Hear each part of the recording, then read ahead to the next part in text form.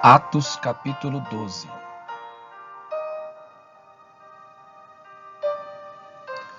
Herodes persegue Tiago e Pedro.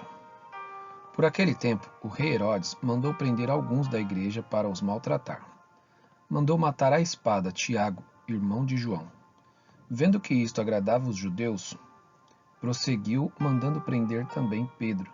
E eram os dias dos pães sem fermento.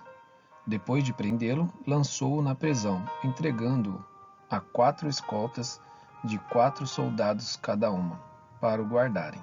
A intenção de Herodes era apresentá-lo ao povo depois da Páscoa, e assim Pedro era mantido na prisão, mas havia oração incessante a Deus por parte da igreja a favor dele.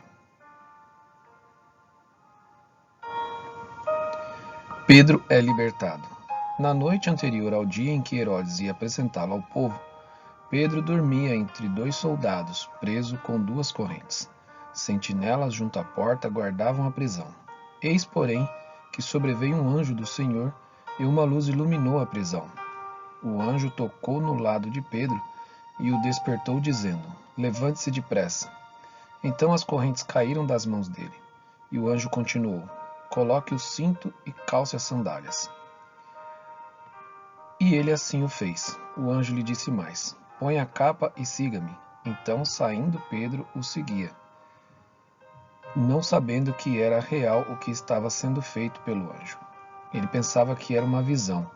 Depois de terem passado a primeira e a segunda sentinela, chegaram ao portão de ferro que dava para a cidade, o qual se abriu automaticamente. E saindo, enveredaram por uma rua, e logo adiante o anjo afastou dele.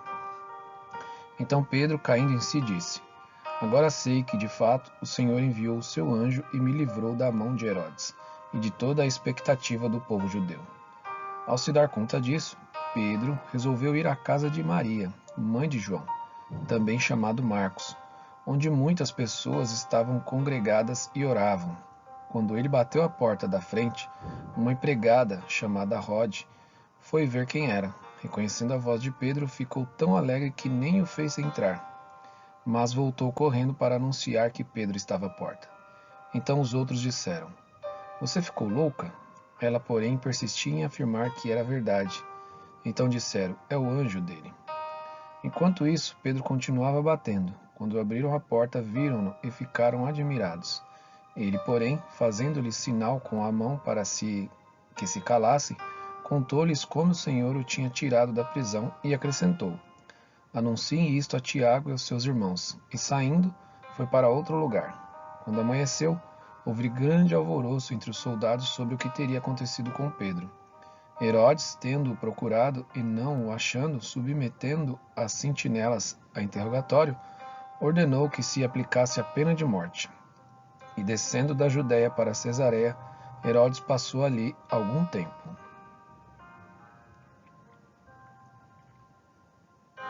A morte de Herodes.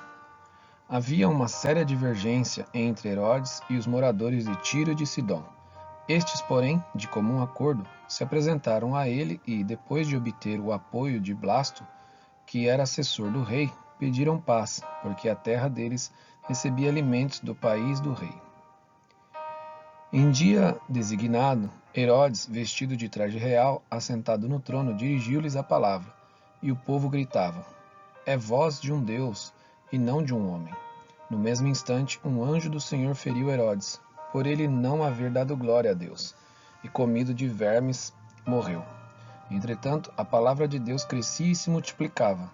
Barnabé e Saulo, cumprida a sua missão, voltaram de Jerusalém, trazendo consigo João, também chamado Marcos.